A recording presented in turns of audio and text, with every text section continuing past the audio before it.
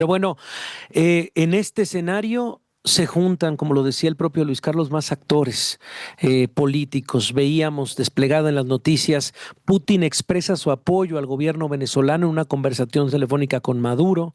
Por supuesto, la presión que viene desde Estados Unidos. María Corina Machado confirmando que recibió el apoyo de Estados Unidos para poder viajar a Oslo. Y me da mucho gusto que podamos tener una traductora para saber, digamos, cómo se leen, cómo tienen estas lecturas también en el escenario internacional. Está con nosotros la doctora María José Ursúa. Querida María José, ¿cómo estás? Qué gusto verte y escucharte. Hola Javier, un gusto estar acá. Saludos desde el ITAM.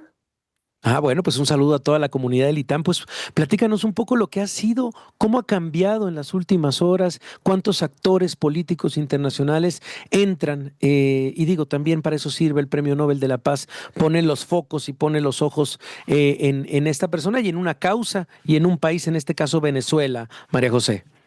Claro, bueno, yo empezaría por decir que es que el triunfo de María Corina Machado, el Nobel de la Paz, ocurre en un contexto sumamente complejo para Venezuela, ¿no? Es un momento de enorme tensión con Estados Unidos. Por un lado están las lanchas hundidas, que se habla que son más de 20, con más de 80 personas muertas por parte del gobierno de Donald Trump.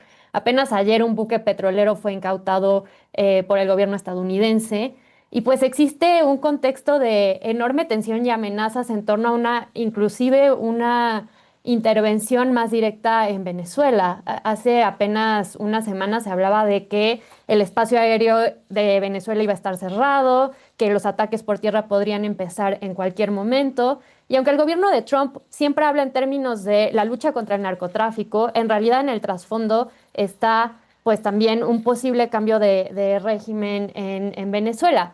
Y bueno, pues sí, María Corina Machado recibe este premio por su papel en defensa de la democracia en Venezuela, por su papel en las últimas elecciones, pero pues también ha sido criticada por algunos actores porque es alguien que está a favor de una intervención militar en Venezuela y vale la pena cuestionarse si esta es la manera de lograr la muy necesaria transición a la democracia en este país.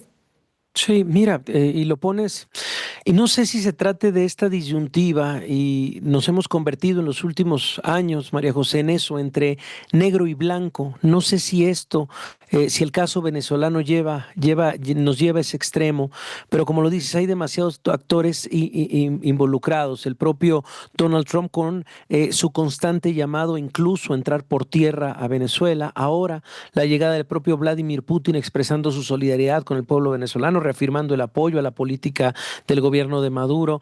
Eh, entonces, a ver, no sé, se han dado varios intentos, y los tienes y nos los has comentado también, María José, en este programa, varios intentos de diálogos de paz. Incluso Noruega me dio uno de los Claro. intentos de diálogo para poder hacer o recuperar la democracia en Venezuela y no funcionaron. Entonces, ¿hacia dónde caminar, María José, en este momento?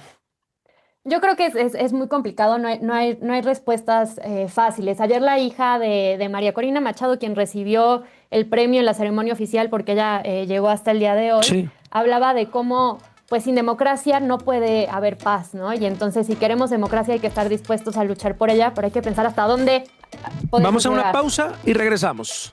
Sam's Club me da más para... Le agradezco a la doctora María José Ursúa que permanezca en la línea.